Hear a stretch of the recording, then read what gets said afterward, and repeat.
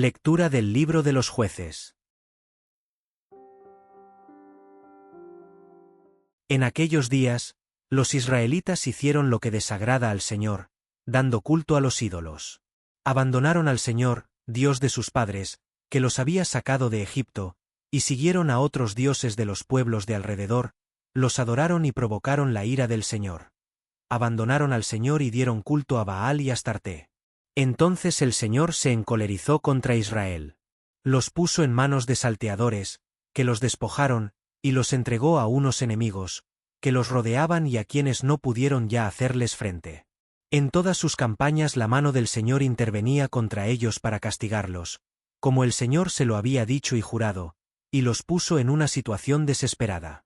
Entonces el Señor instituyó jueces, que salvaron a los israelitas de quienes los saqueaban, pero ellos tampoco escucharon a los jueces.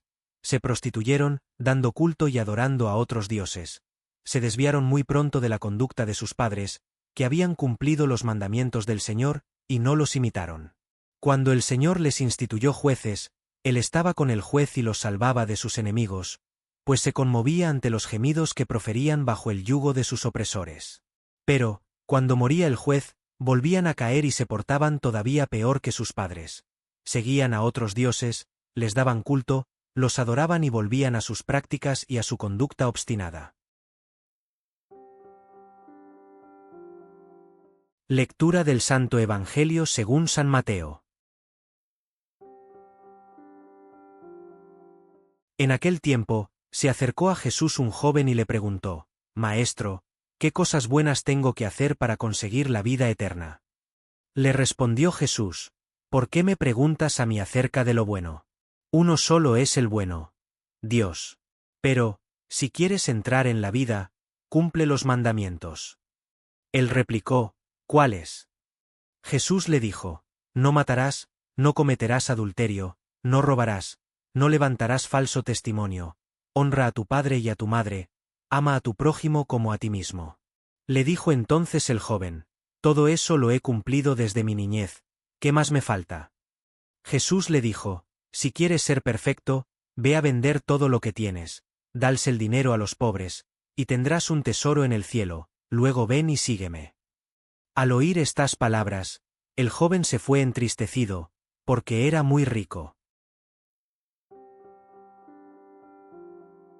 El relato del libro de los jueces que hoy meditamos nos presenta un ciclo recurrente en la historia de la salvación: pecado, castigo, arrepentimiento y liberación. Este pasaje no es solo un registro histórico, sino un espejo donde contemplar nuestra propia relación con Dios y reconocer cómo, con frecuencia, repetimos los mismos errores de Israel. La infidelidad como abandono. El texto comienza con una dolorosa descripción del pecado de Israel. Abandonaron al Señor que los había liberado de Egipto para seguir a dioses falsos. Este abandono no fue un simple error ritual, sino una ruptura de la alianza, una infidelidad conyugal que la Biblia describe como prostitución. Cuando preferimos los ídolos modernos, el poder, el placer, el dinero al Dios verdadero, repetimos este mismo pecado de ingratitud. Las consecuencias del pecado. La ira de Dios que se menciona no es caprichosa, sino la consecuencia inevitable de alejarse de la fuente de la vida. Israel experimenta lo que significa estar sin la protección divina. Son saqueados, oprimidos, humillados. El texto es claro: la mano del Señor intervenía contra ellos.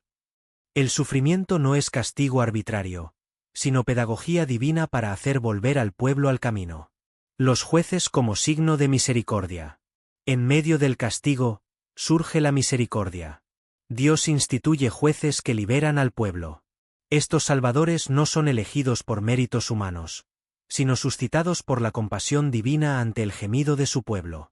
Cada juez es figura de Cristo, el Salvador definitivo que nos libera de la opresión más profunda: el pecado. El ciclo de la rebeldía. Lo más trágico del relato es su carácter cíclico. Cuando muere el juez, el pueblo vuelve a caer, y se portaban todavía peor que sus padres. Esta dinámica nos interpela personalmente. ¿Cuántas veces después de experimentar la misericordia de Dios en nuestras vidas, volvemos a caer en los mismos errores? ¿Cómo respondemos a las gracias recibidas? El Evangelio que hoy contemplamos nos presenta un diálogo revelador entre Jesús y el joven rico, donde se desvelan los distintos niveles del seguimiento cristiano. Este encuentro no es solo una escena del pasado, sino un espejo donde cada uno de nosotros puede reconocer su propia respuesta al llamado del Señor. El joven se acerca con sinceridad, buscando algo más. Su pregunta sobre la vida eterna muestra un corazón inquieto que intuye que la existencia no se reduce a cumplir normas. Jesús, con mirada amorosa, le recuerda primero los mandamientos como base indispensable. El joven afirma haberlos guardado desde niño, revelando una vida moralmente intachable. Pero aquí viene el desafío radical: si quieres ser perfecto. Jesús no se contenta con una moral de mínimos. Propone un camino de excelencia. La invitación a vender todo y dar a los pobres no es un requisito universal, sino una llamada personalizada que toca el punto donde este hombre está atado: sus riquezas. El Señor le ofrece el tesoro verdadero, el cielo, a cambio de lo que solo tiene valor temporal. La tristeza del joven al retirarse nos muestra el drama de quien descubre el precio de la perfección y no está dispuesto a pagarlo. Sus riquezas, que podrían haber sido medio para el bien, se convierten en obstáculo. Este final abierto nos interpela: ¿qué ataduras nos impiden seguir a Cristo con libertad? ¿Dónde está nuestro corazón? ¿Dónde está nuestro tesoro?